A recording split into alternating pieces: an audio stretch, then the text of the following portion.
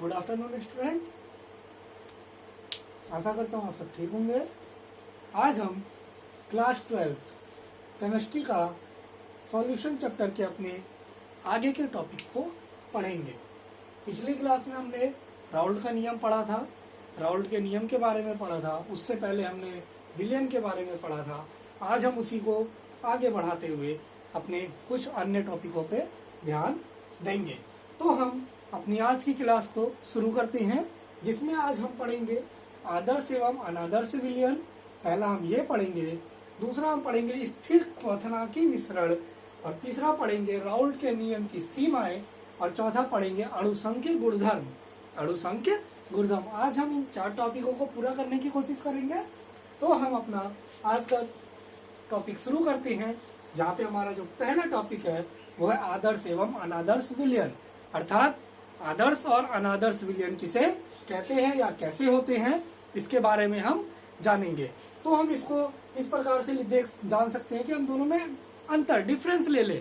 Difference से हमारे 2 question solve हो जाएंगे। पहला, आदर्श विलयन किसे कहते हैं या अनादर्श विलयन किसे कहते हैं। दूसरा, दोनों में जो डिफरेंस आएगा उसे भी हम इससे दिखा सकते हैं।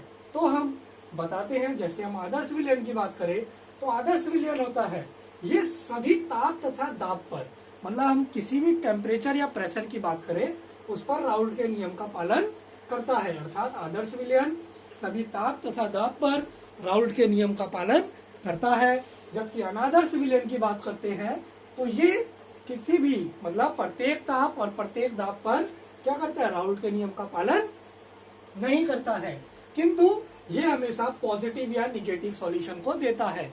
अर्थात ये क्या करता है, ताप तथा दाब पर राउल्ट के नियम का पालन करता है, किंतु ये पालन नहीं करते हैं। दूसरे पॉइंट पे आते हैं तो आदर्श से जो विलयन होते हैं इसमें जो सैद्धांतिक वाष्प दाब होता है ये मापे गए वाष्प दाब के बराबर होता है। अर्थात इसमें जो विलयन होगा उसका जो सैद्धांतिक, अर्थात हम जो वाष्प दाब निकालेंगे और जो स्टैंडर्ड वाष्प दाब होगा जो पहले से हमारे को दिया होगा, दोनों हमेशा सेम आएंगे। किंतु अगर हम अनादर्श विलयन की बात करें तो इसमें क्या होता है, वाष्प दाब कभी भी बराबर नहीं आता है, या वो तो कम आएगा या अधिक आएगा। अर्थात या वो ग्रेटर देन आएगा या फिर लेस देन आता है।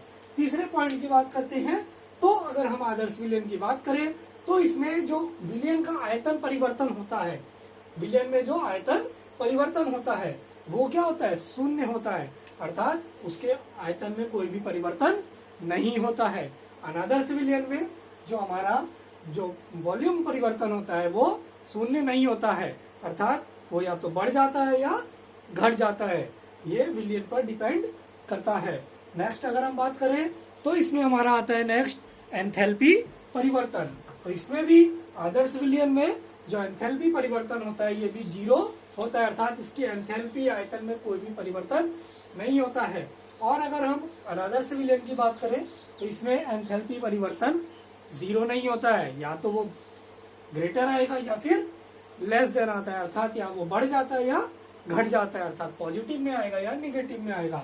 नेक्स्ट अगर हम बात करें तो आदर्श विलयन में 5वां पॉइंट आता है हमारा कि इसमें जो विलय के बीच में जो अंतराणविक बल लगते हैं, या अगर हम विलायक की बात करें या हम विलायक के बारे में बात करें तो इनके बीच जो अंतराणविक बल होता है वो हमेशा समान होता है। अर्थात प्रत्येक विलय के बीच में जो बल लगेगा, प्रत्येक विलायक के बीच में जो बल लगेगा और प्रत्येक विलायक के बीच में जो बल लगेगा वो हमेशा समान होता है। किंतु यदि हम अनादर्श विलयन की बात करें तो इसमें क्या होगा, जो विलय विलायक और विलय विलायक के बीच में या विलायक के बीच में जो भी बल लगते हैं अंतराणविक, वो क्या होते हैं, असमान होते हैं, अर्थात वो समान नहीं होते हैं। अब हम इसके कुछ एग्जाम्पल देख लेते हैं। हमारा छठा पॉइंट इसके एग्जाम्पल्स है। जैसे अगर हम आदर्श विलयन की बात करें तो अगर हम एन हेक्सेन और एन हेप्टेन को आपस में मिला दे तो हमारा जो विलयन प्राप्त होगा वो आदर्श विलयन होगा। अगला एग्जाम्पल अगर हम ले लें तो हम बेंजीन और टोल्यूइन को मिला दें तो भी हमारा आदर्श विलयन प्राप्त होगा। या हम एथिल ब्रोमाइड और एथिल क्लोराइड को मिला दें तो भी हमारा आदर्श विलयन प्राप्त होगा। और अगर हम अनादर्श विलयन की बात करें तो अगर हम एथिल एल्कोहल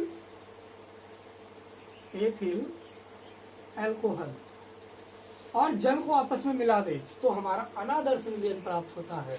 और इसी प्रकार यदि हम ये क्लोरोफॉर्म को एसीटोन में मिला दें, ये है क्लोरोफॉर्म,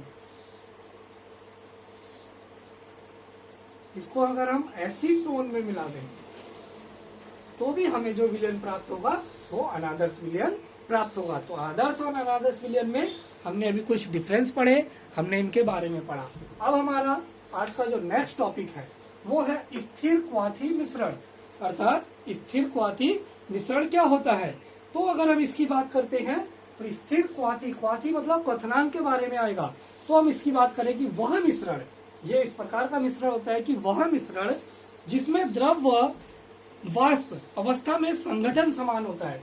अर्थात अगर हम इसकी लिक्विड फेज की बात करें या फिर गैसियस फेज की, गैस की बात करें, अर्थात द्रव या गैस की बात करें, तो इसमें इसका जो संगठन होगा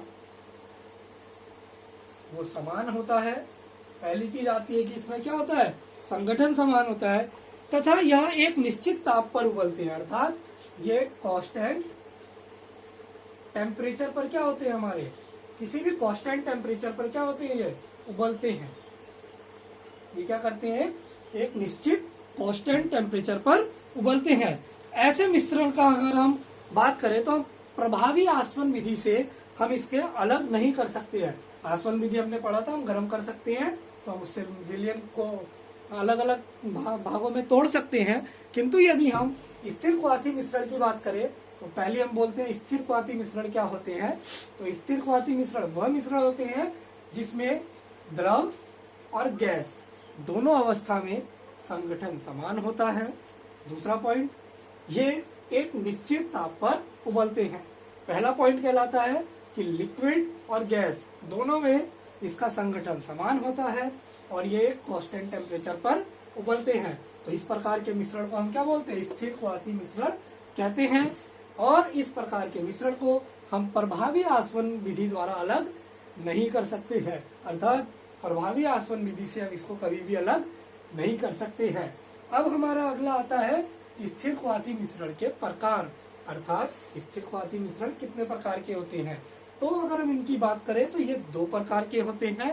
पहला होता है न्यूनतम क्वथनांकी स्थिर क्वाथी मिश्रण, अर्थात जिनका क्वथनांक क्या होता है, न्यूनतम होता है, वो वाले स्थिर क्वाथी मिश्रण। तो जिनका क्वथनांक न्यूनतम होता है इसमें हमेशा धनात्मक वाले मिश्रण आते हैं। अर्थात ऐसे मिश्रण होते हैं जो पॉजिटिव होते हैं, धनात्मक होते हैं, उसमें उनका क्वथनांक हमेशा क्या होता है, कम होता है। तो पहले प्रकार में आते हैं न्यूनतम क्वथनांकी स्थिर क्वाथी मिश्रण, जिसमें अगर हम एग्जाम्पल की बात करें तो उसमें हमारा पहला आता है धनात्मक वाले मिश्रण। और हमारा जो दूसरा होता है प्रकार इसका, वह होता है अधिकतम क्वथनांकी स्थिर क्वाथी मिश्रण, अर्थात जिनका क्वथनांक बहुत अधिक हो जाता है, तो वो हमारे सेकंड टाइप में आते हैं। और इसके अंदर अगर हम बात करते हैं तो हम बात करते हैं यहाँ पे कि इसमें किस प्रकार के विलयन आएंगे अधिकतम क्वथनांक में। तो निगेटिव वाले मिश्रण आते हैं, अर्थात ऋणात्मक वाले मिश्रण इसके अंदर आते हैं। अर्थात जो ऋणात्मक मिश्रण होते हैं वो क्या होते हैं, अधिकतम क्वथनांकी मिश्रण में हमारे आते हैं। अब हमारा नेक्स्ट है राउल्ट के नियम की सीमाएं, अर्थात राउल्ट हमने राउल्ट का नियम पढ़ा था, दो प्रकार से इसके नियम को हमने पढ़ा था। अब हम इसके कुछ सीमाएं, अर्थात किन किन विलयनों पर ये नहीं लगता है, किन किन चीजों पर ये कार्य नहीं करता है, तो हम उसकी सीमाएं पढ़ेंगे। सीमाएं का मतलब होता है इसमें क्या क्या कमियां पाई गई हैं। तो हम राउल्ट के नियम की बात करें तो जो राउल्ट का नियम है ये केवल तनु विलयनों में लगता है। अर्थात जो हमारा डाइल्यूट सॉल्यूशन होता है, ये जो राउल्ट का नियम है या राउल्ट लॉ है, ये केवल उस पे ही क्या होता है, अप्लाई किया जा सकता है, अर्थात उसी पे लगता है। दूसरे पॉइंट की बात करें तो वे विलयन जो संकुचित या विघटित हो जाते हैं, संकुचित का मतलब हमारा क्या होता है, मिल जाते हैं, और विघटित का मतलब होता है दूर दूर चले जाते हैं, तो उस प्रकार के विलयनों में राउल्ट का नियम नहीं लगता है। और तीसरा पॉइंट आता है कि ये विद्युत अपघट्यों, मतलब ऐसे विलयन जो क्या होते हैं, विद्युत अपघट्य होते हैं, उनमें कार्य नहीं करता है। अर्थात विद्युत अपघट्यों के विलयन में जो विद्युत धारा अपघटित हो जाते हैं, अर्थात दो भागों में टूट जाते हैं, उन विलयनों पर राउल्ट का नियम नहीं लगता है। अब हमारा लास्ट है आज का अणु संख्य गुणधर्म। हमारा लास्ट का टॉपिक है अणु संख्य गुणधर्म, अर्थात ये क्या होते हैं, तो अणुसंख्यक गुणधर्म वो होते हैं कि किसी विलयन का वह गुण, ये भी विलयन के गुण के अंदर आएगा क्योंकि चैप्टर का ही नाम है हमारा विलयन। तो हमारा कि ऐसा विलयन का वह गुण जिसमें विलय कणों की संख्या पर निर्भर करती है, विलयन में उपस्थित विलय कणों की संख्या पर निर्भर करती है। मतलब ये वाला जो गुण होता है ये विलय कणों की संख्या पर निर्भर करती है, कणों की संख्या पर निर्भर होती है। अर्थात विलय के अंदर कितने कण हैं, विलय के कितने कण विलायक में घोले गए हैं, विलयन के अंदर विलय के कितने कण हैं, यह उस पर डिपेंड करती है। परंतु विलय कणों की प्रकृति पर निर्भर नहीं करती है, इसकी प्रकृति पर यह डिपेंड नहीं करती है। अर्थात प्रकृति का मतलब हो गया विलय की प्रकृति कैसी है, वो लिक्विड है, सॉलिड है, या गैसियस स्टेट में है, या उसकी और कौन कौन सी जो प्रॉपर्टीज है, या उसकी प्राकृतिक रूप में क्या क्या प्रकृति आती है, ये उन पर डिपेंड नहीं करता है। ये केवल विलय कणों की संख्या पर निर्भर करता है कि उसकी संख्या कितनी होगी। अब अगर हम उसी को हम अणुसंख्यक गुणधर्म कहते हैं, मतलब ऐसा गुणधर्म जो विलय कणों की संख्या पर निर्भर करता है, विलय अणुसंख्यक गुणधर्म कहलाता है, किंतु ये उसकी प्रकृति पर निर्भर नहीं करता है। अब हम इसकी बात करें तो ये भी 4 प्रकार के होते हैं, ये भी हमारे क्या होते हैं, 4 प्रकार के होते हैं। पहला आता है हमारा वाष्प दाब का आपेक्षिक अवनमन, वाष्प दाब का आपेक्षिक अवनमन। दूसरा पॉइंट आता है हमारा क्वथनांक का उन्नयन, क्वथनांक का उन्नयन। तीसरा आता है हमारा हिमांक का अवनमन, हिमांक का अवनमन। और चौथा आता है हमारा, लास्ट आता है जो, वो होता है परासरण दाब। अब हम इनके बारे में नेक्स्ट वीडियो पे पढ़ेंगे। तो आज हमने पढ़ा आदर्श अनादर्श विलयन, इसके बाद पढ़ा स्थिर क्वाथी मिश्रण, राउल्ट के नियम की सीमा और अणुसंख्यक गुणधर्म। धन्यवाद।